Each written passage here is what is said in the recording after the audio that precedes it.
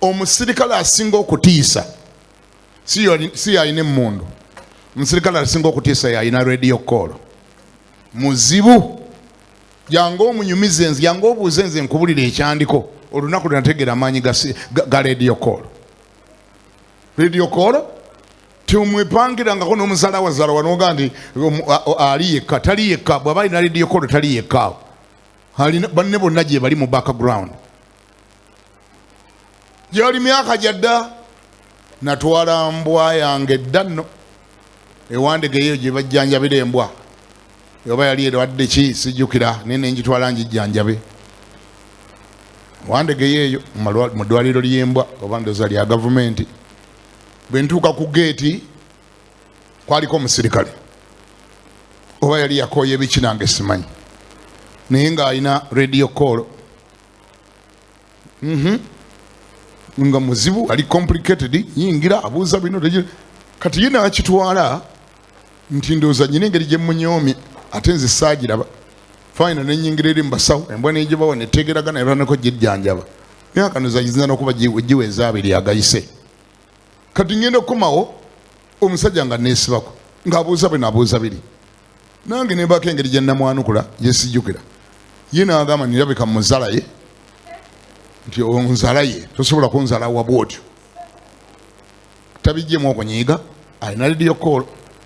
Nze nalaba alina radio call ngamba oyina ki, nja genda egeeti tagigadde, ngadde wali ebbali ng'ayogera ku radio call. Byayogera saabiwulira bulungi, ebimu balina olulimi lwebacyanga olwetategeera. Musajja akwata radio call nanduka gamba control over abscon control wandegeya.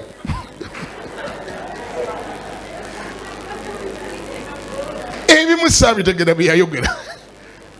Nategeera luvannyuma nnyo nti ebimu ku byayogera yansibako ekintu ekinene nti ndabika nnyine emmundu, ndabika nfuuse muzibu nnyo, nnyine emmundu mu kisawo, ndabika nnyina kye njagala okumukola, era ayagala buyambi bajje mangu nnyo bamuyambe. Ebyo nabitegeera luvannyuma nnyo, naye bw'amala okwogera nze mba ali awo ngezaako okuyita mu geeti mu ddakiika tizaali zeewala nga paatulo nga kuliko nga 8 ne balyoka babuukako ne batekinga position. Buli agivaako ng'agamba yiko wapi yaliwa. Omusajja nalaba ku nsonga mu lugalo nti yooyo nembuuza kikyate nga kachin obusungu nga balina tebwogereka. Tebanjodde ng'akakutiya, banjodde ng'akakutiya k'amatooke. Tebansadde ku paatulo mbabuuza kiki nti wewe unajehitaji wewe. Banjazizza omusajja oba yali yabagambye eki, banjazizza bansudde ku pick up ng'akakutiya k'amatooke. Nabo bagibuukidde bataddemu n'akade egenze wandege. Okutuuka wali bibogera bina sibitegeraga. Toa viatu kaa chini de mabega wa kaunta. Ebyaddako it is history.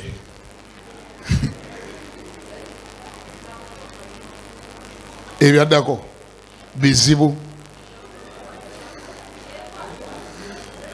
Embwa yali yasigaddeyo mu ddwaliro bagitandiseeko, naye omusirikale aneezinzeeko ayogedde mu radio call, bali ne bayiika era okukakana mumuteeke munda sebo saavaayo nkeera. Nentegeera amaanyi ga radio call erina amaanyi agatayogereka. Oli aba connected, bonna gye bali babeera bamuwulira era kyakuteekako bwe kye bakkiriza kuba bo tebaliiwo. Nolwekyo yewadde okuteekako ekyo bali bajja beetegese nga bakyajinze na nnyo n'okusingawo, bajja bali more than ready. Kolo nagamba nti radio call aleyo nga mbi nnyo n'okusinga emmundu. Emmundu ono agirina yagirina wano naye ate radio call etegeeza bali bonna bali mwangu yeno nnumbiddwa omutawana gw'amaanyi. Amina. Nagenda okusoma mu Bayibuli neŋŋamba Mukama kye kyamutuweesa Omwoyo Omutukuvu. Omwoyo Omutukuvu, regardless of how you are putting on, oba oyambadde otya, oba wasoma koma mu kyakumeka, oba olina ssente mmeka, oba tolina, wulira, Omwoyo Omutukuvu gwe baakuteekamu yakufuula mwana wa Katonda. Number 1. Bayibuli egamba nti naye bonna abaamusembeza yabawa obuyinza okufuuka abaana ba Katonda, era n'abawummuzaamu omwoyo akaabira mu nda yaabwe ng'agamba Abba Kitaffe ali muli munda. Gundi oli connected.